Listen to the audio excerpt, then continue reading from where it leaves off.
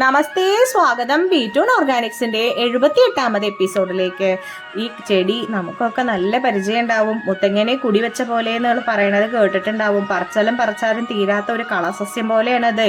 വന്നു കൂടി അങ്ങോട്ട് പോവില്ല. മുത്തങ്ങയ്ക്ക് ആ പേര് മാത്രമല്ല കേട്ടോ. നട്ട് ഗ്രാസ്, കൊക്കോ ഗ്രാസ്, കോറക്കിഴങ്ങ്, അതിൽ തന്നെ പെരുങ്കോരയും ചെറുങ്കോരയും ഉണ്ട്. ഈ ചെറുകോര എന്ന് പറയുന്നതാണ് നമ്മൾ സാധാരണ കിഴങ്ങുണ്ടാവുക. പെരുങ്കോരയിൽ കിഴങ്ങുണ്ടാവില്ല.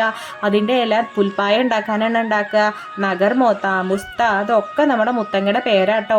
ഈ വയനാട്ടിലെ ആ സ്ഥലത്തിന് ആ പേര് കിട്ടാൻ തന്നെ കാരണം ആ ഭാഗത്ത് ഈ സസ്യം ഒരുപാടുണ്ടാവുകൊണ്ടാണ്. ശീതവീര്യമുള്ള ഈ ഒരു ചെടി, അതിൻ്റെ കിഴങ്ങാണ് കൂടുതലും ഔഷധമായിട്ട് ഉപയോഗിക്കാറ്. ഇലയും ചില കാര്യങ്ങൾക്കും പിടിക്കും.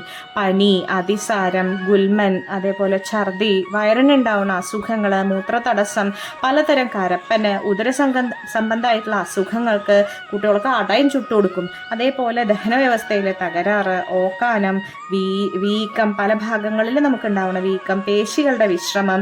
അറബി വൈദ്യത്തിൽ ഇതിൻ്റെ കിഴങ്ങി വറുത്തിട്ട് ചൂടാവുമ്പോൾ തന്നെ കഴിക്കണ ഒരു ചികിത്സയും കൂടി ഉണ്ട്. ആമാശയത്തിനുള്ള പല ചികിത്സയിലും പല്ലുക്ഷയത്തിനെതിരെ, നിത്യ യൗവനത്തിന്, അതേപോലെ പ്രതിരോധ ശേഷിക്ക്, മുലപ്പാൽ വർദ്ധിക്കാനായിട്ട്, ഗ്രഹണിക്ക്, മുസ്താരിഷ്ടത്തിലെ പ്രധാന ചേരുവയാണ്. അതേപോലെ കുട്ടികളുടെ കഷായം പറഞ്ഞിട്ടേ നമ്മൾ ഈ അച്ചിങ്ങയുടെ മൂക്കും പിച്ചകമുട്ടും അതേപോലെ വേറെ കുറച്ച് ചേരുവകളൊക്കെ കൂട്ടിയിട്ട് ഒരു കഷായം ഉണ്ടാക്കുന്ന ഒരു പരിപാടി ഉണ്ട് വീട്ടിൽ തന്നെ.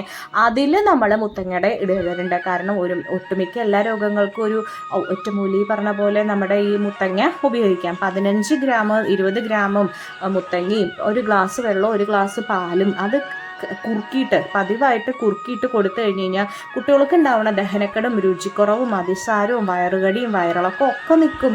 അതേപോലെ ഈ മോരിൽ അരച്ച് കുഴമ്പാക്കി പുരട്ടിയാലേ കഴുത്തിലൊരു പ്രത്യേകതരം കുരുക്കൾ ഉണ്ടാവും. അതിന് നല്ല പ്രതിവിധിയാണ്. അതേപോലെ നിർജ്ജലീകരണം തടയണു, മൂത്രത്തിൻ്റെ അളവ് വർദ്ധിപ്പിക്കുന്നു. അങ്ങനെ